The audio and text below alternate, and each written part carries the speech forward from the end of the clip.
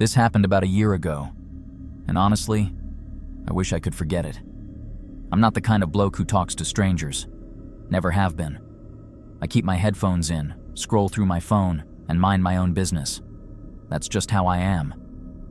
But that night on the train changed everything. It was a Thursday evening in October. I remember because I'd just finished covering a double shift at the warehouse. My back was killing me, and I was knackered. All I wanted was to get home, grab some food, and crash on the sofa. The train was nearly empty, maybe 6 or 7 people scattered across the carriages. I found a seat near the middle and sat down, putting my bag on the floor between my feet. The gentle rocking of the train usually helps me zone out a bit. That's when I felt someone sit down right next to me. I didn't look up at first. Plenty of empty seats on the train and someone chooses to sit directly beside me? Bit odd, but whatever. I kept scrolling through my phone, trying to ignore it. Then she spoke. "Excuse me. I'm really sorry to bother you, but I need to tell you something important." Her voice was quiet, serious. I looked at her properly for the first time. She was maybe in her 50s, short gray hair, glasses, wearing a dark coat. Normal looking, completely normal. The kind of woman you'd see at the shops doing her weekly errands. But her expression was deadly serious. "Yeah?" I said, pulling out one earbud. She kept her voice low. "I don't want to alarm you, but there's a man who got on at the same stop as you. He's been watching you very carefully. I noticed because I'm a retired police officer and I've learned to spot these things."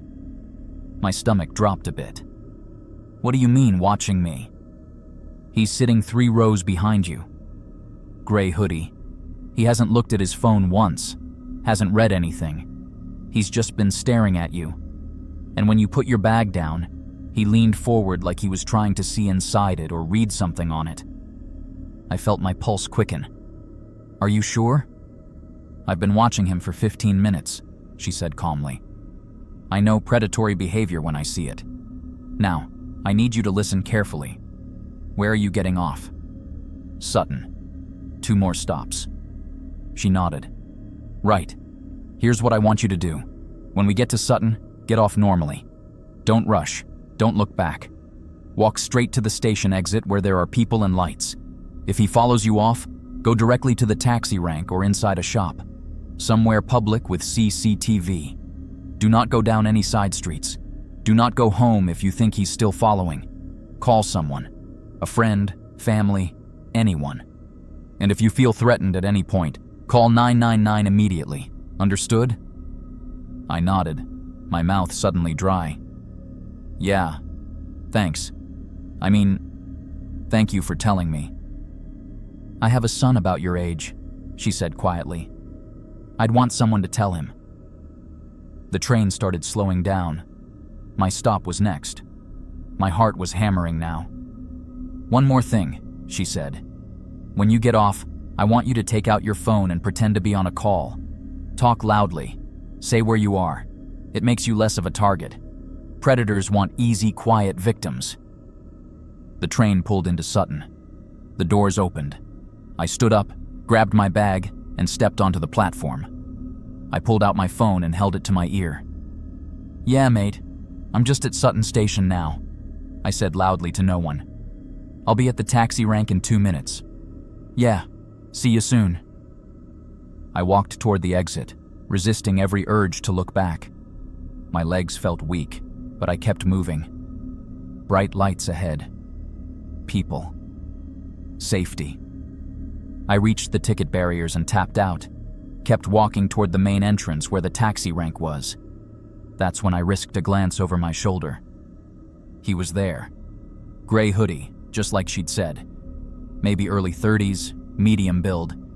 And he was following me, not even trying to hide it now. Just walking about 20 feet behind me, staring right at me. My heart was racing. I walked faster toward the taxi rank. There were a few cars waiting, drivers standing around chatting. I headed straight for them. "Excuse me, mate," I said to the nearest driver. "Can you take me to Cheam?" "Sure, hop in." I got in the back and locked the door. Through the window, I could see the man in the gray hoodie. He'd stopped at the edge of the car park, just standing there, watching. "Everything all right?" the driver asked, noticing my face. Yeah. Can we just go, please?" He started the engine and pulled away. I watched through the rear window as the man got smaller and smaller until he disappeared. I didn't go home. I gave the driver my mate Jake's address instead. I needed to tell someone what had happened. Needed to process it. Jake let me in, took one look at my face and put the kettle on. "What's wrong?" "You look like you've seen a ghost." I told him everything. About the woman on the train. About the man following me. Jake listened, his expression getting more serious. "Mate, you need to report this to the police," he said. "And say what? A bloke walked behind me at a train station? You said he followed you off the train. That he was staring at you. That's not normal." He was right. We called the police non-emergency number. They took a statement over the phone. Asked me to describe the man. Said they'd increase patrols around Sutton Station. Told me to call 999 if I saw him again. I stayed at Jake's that night. Felt safer than going back to my empty flat. The next morning, I tried to put it out of my mind. Told myself I'd been lucky. That woman had spotted something wrong and warned me. That was it. Over. But then 3 days later, I saw him again. I was leaving the gym, early evening, still plenty of light out. I was walking to the bus stop when something made me glance across the street. He was there. Same gray hoodie. Standing outside a newsagent, looking right at me. My blood ran cold. This wasn't a coincidence. This was deliberate. I pulled out my phone and took a photo of him. He saw me do it and turned away quickly, walking in the opposite direction. I called the police immediately, gave them the photo. They said they'd look into it, but without him actually threatening me or doing something illegal, there wasn't much they could do right away. They advised me to vary my routine, be aware of my surroundings, keep my phone charged. That night, I couldn't sleep. I kept thinking about what the woman on the train had said. Predatory behavior. She'd been a police officer. She knew what she was talking about. Why was this man targeting me? What did he want? I started doing research online, about stalking, about how criminals choose their victims. What I found made my skin crawl. Sometimes it's random. Wrong place, wrong time. You fit a certain profile. You look vulnerable. You're alone. You have something they want. Sometimes it's not random at all. Sometimes you're chosen specifically. Maybe you witnessed something. Maybe you know something. Maybe you're connected to someone they're really after. That thought sent ice through my veins. I started thinking back over the past few weeks. Had I seen anything unusual? Been anywhere strange? Talked to anyone suspicious? Then I remembered something.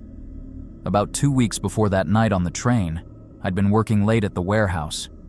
We'd had a big delivery come in. I'd been signing for packages when I noticed something odd. One of the boxes had been damaged in transit. The tape was torn. I could see inside. It wasn't what the manifest said it should be. The paperwork said industrial equipment. But inside, I could see what looked like smaller packages, wrapped in plastic, taped up heavily. I'd pointed it out to my supervisor. He'd looked uncomfortable, told me not to worry about it, said he'd handle it. Took the box away. I hadn't thought much of it at the time. But now, what if that box had been something illegal? What if someone knew I'd seen it?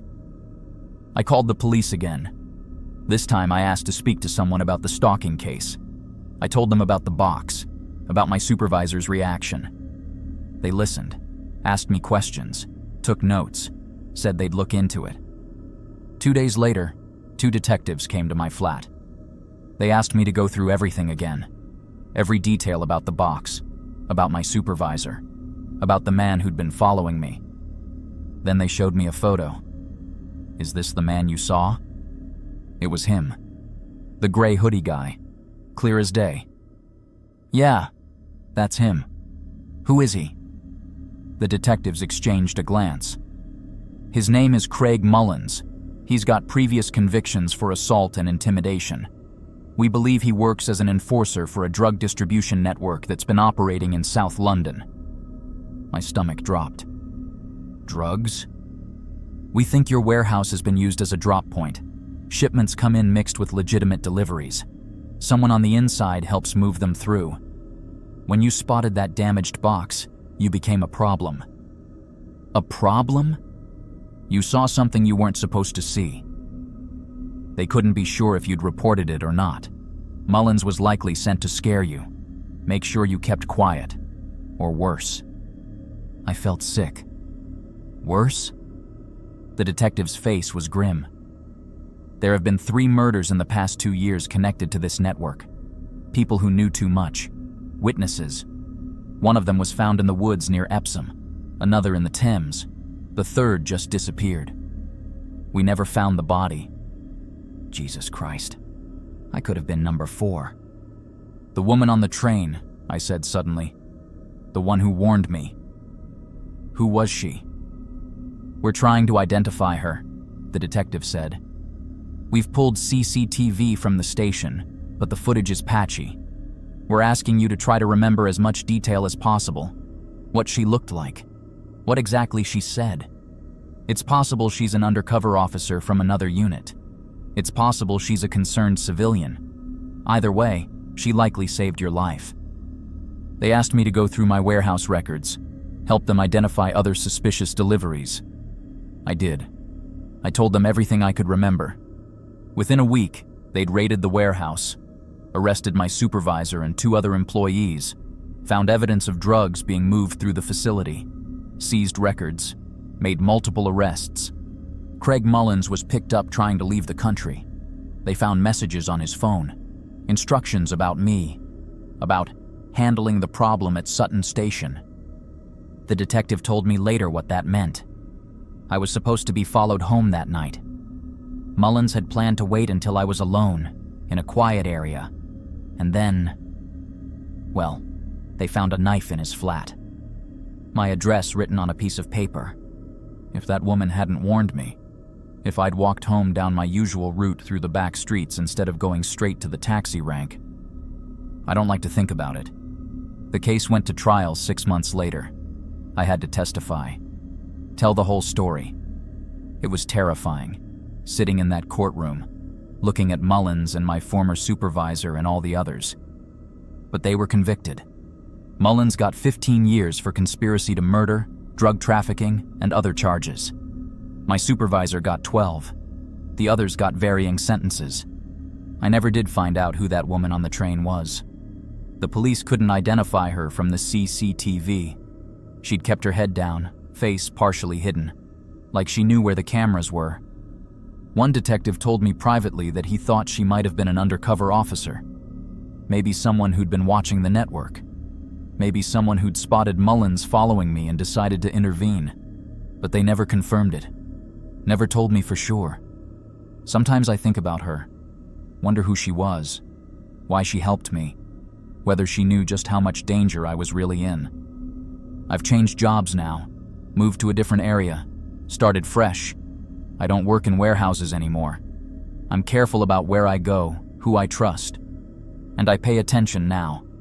Really pay attention. To the people around me. To anyone who looks out of place. To my instincts. Because that woman was right. She knew predatory behavior when she saw it. She'd been trained to spot it. And she used that training to save a stranger's life. Mine. I wish I could thank her. Tell her what her warning meant. How it saved me from becoming another body in the woods. Another unsolved murder. Another family left without answers. But wherever she is, I hope she knows. I hope she knows that her decision to speak up, to get involved, to warn someone she'd never met before, it mattered. It saved my life, and I'll never forget that. Never forget her face, her calm voice, the way she told me exactly what to do. If you're watching this and you see something that doesn't feel right, say something. You might be wrong. It might be nothing. But it might also be everything. It might save someone's life. Trust your instincts. And if someone tries to warn you, listen to them. Because sometimes the difference between life and death is just one person being brave enough to speak up. That woman was brave enough. And because of her, I'm still here.